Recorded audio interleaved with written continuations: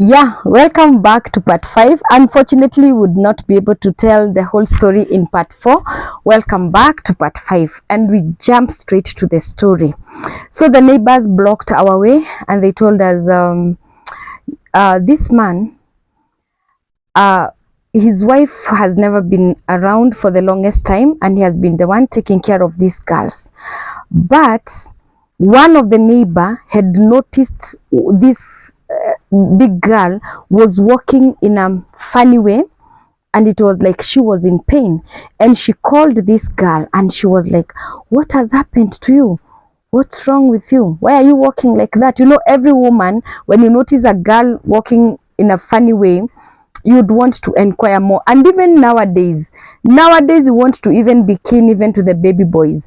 When you see something not right, just ask the boy what's happening. So this good neighbor asked this girl what's happening, and the girl was hesitant and she was not ready to tell of what has happened.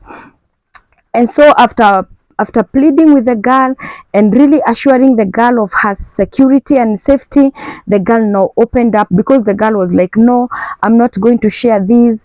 Daddy said that I should not tell anybody. He told me that if I tell anybody, I will be killed, and all those kind of stories. Yeah. And it was not very okay. It was not good.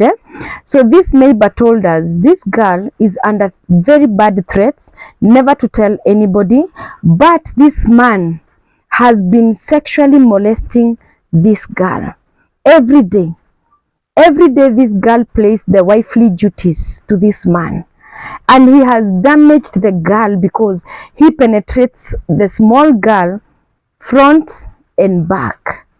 And this girl, we are talking of a tiny malnourished girl who is weighing 19 kilos at 8 years. 19 kilos for a child of 8 years is a very few kilos. And this was how the size of the girl. I have pinned the photo there. You can be able to see and relate to what I am saying. So we were like, what? You mean that man can do that? We were already applauding him and feeling that he's a good father. He's taking care of his 3 girls. How can he do that? And when this man saw us talking to the neighbors, he took away. He ran away. He flew. He ran for his life. And we were like, why? Why can't he join us and listen to what the neighbors are telling us?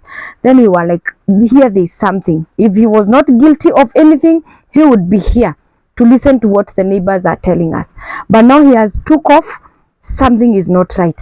And this neighbor told us, if you think we are not telling you the truth, just take the girl and examine her. So we took the girl to the car. One of us in the team removed the girl's clothes and looked at her. What we saw, I can never be able to explain, because we saw, I can't explain. You'd look at the girl and within a minute turn away. You don't want to see it for any other second. It was a bad scenario to look at. And then you were like, then there's some truth in this. And then now, inside the car, we pleaded with the girl to tell us what has been happening. We promised the girl of her security and safety, and we told her we will not tell anybody. And the girl felt safe because she was really threatened that the day she will mention this story, she will be killed. So when the girl felt safe, she narrated the whole story to us. And it was sad.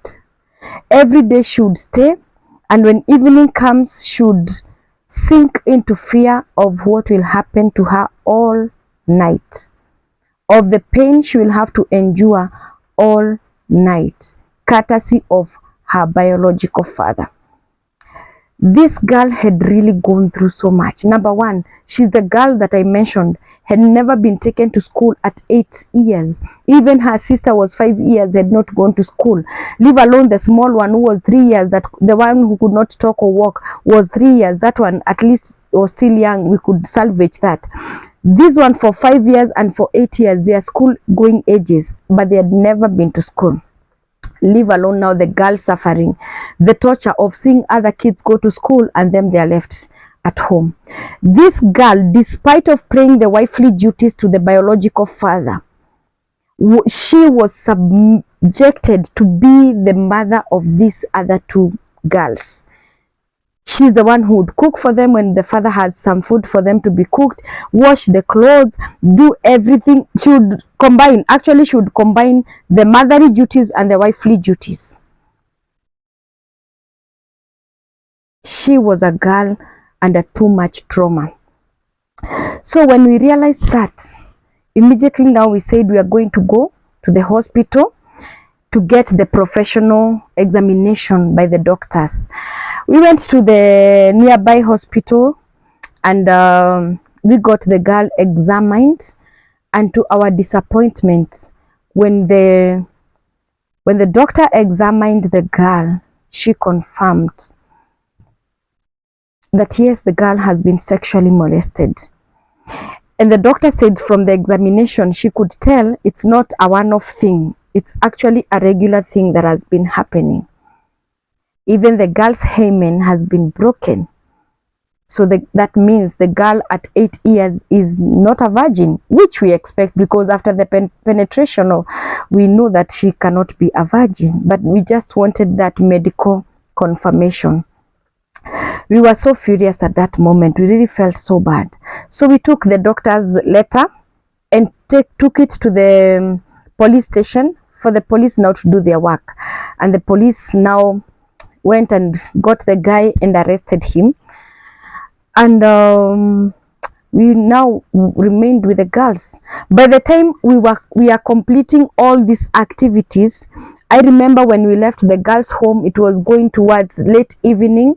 So going to hospital, waiting for the results and all the examination, and going back to the police station and all that. It was at night at around 11:30 p.m. I remember that time it was during the curfew days. You know those curfew days when our country, you would not be out of the house past 7 p.m. But this time we had passed through the police and explained to them that we are handling something that is a little bit urgent and that would take more time. So they would allow us to be out after 7 p.m. and they had given us that letter so that anywhere we meet with the police, they would allow us to pass. So we took the doctor's letter, took it to the police, and the police did their work. Now it's at 11 p.m. at night. We are with the babies here. My car is the one that carried these three girls. Remember when you took them from their house, they have been living in that stinking sewage. So the girls are in tattered clothes and also stinking. So when we agreed we are taking them to the hospital, everybody would be like, Gladys, carry them in your car. Gladys, carry them in your car. And I'm like, anyway, my car is the one that doesn't look too fancy. Let them come. So I carried them in my car. And along the way, we had fed them. We had given them a lot of things to eat because we knew they're hungry. But one thing we forgot is that these girls are not used to being carried in a car. So that motion of the car affected them. Every place we would go, they would, after some time, vomit. We move a little bit, they vomit. So we were just breaking on the way and pulling aside and wiping the mess with a tissue, clean the car with a tissue, and then proceed. By the time we are coming to the police, the car was messy, smelling. It's at night. We could not drive with our windows up. We had rolled all of them down despite the cold.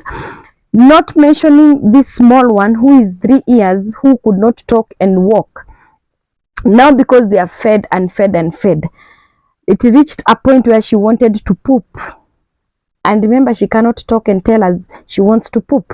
So when we are driving, we realized, despite the vomit mess, there's another smell coming out that is not so good. So we pulled aside and we checked and we found, the baby has pooped on herself.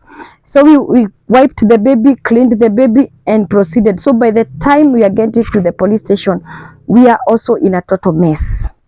but we had to bear with them because what else would we have done? So it's 11:30 p.m. and we are like, now what do we do? The father has been arrested. Yes, we cannot allow these girls to go and sleep in that tiny house there in the slum alone. Yes, so what do we do from here? And now that's when it hit us that we now have created a solution to one problem and created a problem, because where will the girls go? Where are we going to take them? Who is gonna go with them?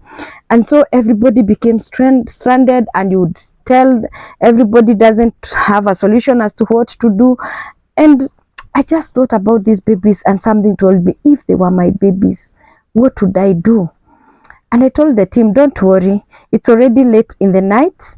I'm gonna go with the girls. They have been in my car all day, so I'm gonna go with them. They sleep at my home. Tomorrow we find a solution of where to take them. All this time it has not clicked in my mind that I can be the mother of these kids. It has not clicked in my mind that I can be the foster mom of these girls. All I knew is that I want to bring the girls home, spend the night, and then tomorrow we find a solution as a team. That's all I knew. But shock on me, when the girls stepped in my house, that's how God had planned for them to remain in my house to date. They came, and when they got out of the car, they were so shocked. They are looking at every place like this. You know, they are now stranded. They don't understand where is here that we have come. And because they were really stinking, I remember I instructed my house manager to remove their clothes, because anyway they were tattered clothes, to remove their clothes and wrap them and throw them and let them go in the house and straight to the bathroom.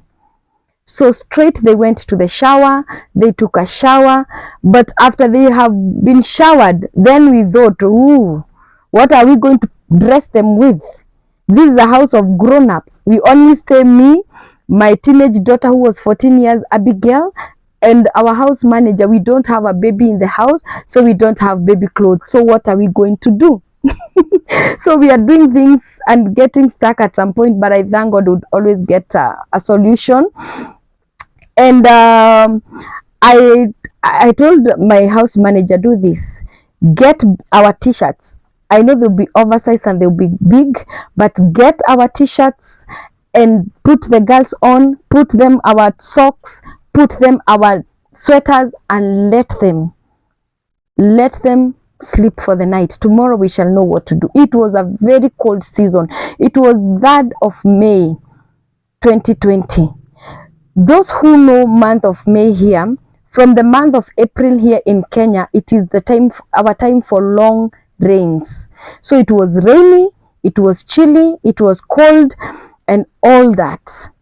And one of the things that really made me feel for the girls is being told at some point that these girls, their house was locked while they were in the slum. Before now we took them on this fateful day. When they were in the slum, there's a day their house was locked by the landlord because they had piled up rent that they had not paid. And so what the father was doing, he had put a shade of a sack on a tree where they would now sleep with the girls for a whole week. I remember that time we had taken a break, and for a whole week we had not gone to the slum. And I actually was called and I was told, now you have to come and see what your babies are going through. Now people are calling them my babies. And I was like, what's happening? I was told, your babies, their house has been locked, and the father has put up a shade of a sack over their head on a tree, and that's where they sleep all night in the rain. And they sleep coiling themselves. They don't even have heavy jackets or sweaters. They are just there in the cold all night. And I was like, really? Anyway, that story just went like that. We sorted the problem with my friends. Again, we contributed and we paid the house, and the house was opened. That was before, way before we came to know about what the father was doing. So now the girls are in my house. We are happy. We are excited. And they ate for the night. And that day, when they slept here, the following morning, I want to appreciate one great lady that I always love mentioning. She's called Waithera Maina. Waithera Maina is a good friend of mine who was with us all through when we were rescuing these girls, and all through, even at night when we came home late night, she was calling me because she has gone home early. She had a small baby. She was calling me and calling me, Gladys, how is it? Where are you? What's happening? How are the girls? And even when we got home, she would call and ask, are you okay with the girls? Da, da, da, da. So I told her we are okay, but I don't have baby clothes in my house. She told me, Gladys, don't worry. What have you done? I have put t-shirts, big t-shirts and big sweaters and big socks on these kids. She told me, don't worry, just sleep. Tomorrow morning, I'll be in your house. Tomorrow morning by 6 a.m., Waithera Maina was in my house, carrying a whole bag of baby clothes because she had small babies. She had carried for me a whole bag of clothes, shoes and socks and sweaters and jackets, and I was like, wow, I needed this. I really needed this. So Waithera Maina brought us a lot of clothes, and I really want to appreciate her. I always love mentioning her because she did something very exceptional. May God bless you always, Waithera Maina, because even after giving us the first clothes my baby wore came from Waithera Maina, and that's why I always appreciate her. After that, she went and bought the shoes for my babies, the sandals to stay at home and all that, and I was like, wow, the burden is even becoming lighter. So I stayed with the girls for a few days, and then at some point after 3 days, the girls became sick. All of them became sick, and I'm like, why? They are eating well, they're in a clean environment, they are not even cold, they are putting on warm clothes, they're in a comfortable place. Why are they falling sick? All of them, the 3 of them. I didn't know what to make out of that. Then I was like, let me take them to hospital. But I had noted the way these girls are eating. Anytime you would put food on the table, and you have put I would tell the house manager to put enough food for them, and because we serve food in a dish, the dish on the table, so if you've not had enough, you'd just add yourself. So they would eat up to some point and then add themselves and then add a lot, and then I'm like, are you going to finish that? Then they'll be yeah, we will finish. And then they would eat and eat and eat and eat, and they would eat until they stay like this. Hey, they are full. Now you want to take away the plate from them, and the minute you want to take away the plate from them, they scream, they cry, they want the plate back. So because you don't want them to cry, would just let them continue eating. So they would eat huge amounts of food and eat and eat and eat and eat until now it would get to a point they vomit because of eating. That's when now they would surrender the plate of food and allow you to take it away. And so I had noted that, but something in me was telling me is because they have suffered a lot of hunger. This is why they actually want to eat and eat and eat. So, but I had noted something is not right. So after 3 days, my babies become sick, all of them, and I am shocked, and I had to take them to the hospital. You don't want to know what happened after I took them to the hospital, because I have never seen that in my life. I had never seen that in my life, and I'm coming back to tell you what happened when I took them to the hospital.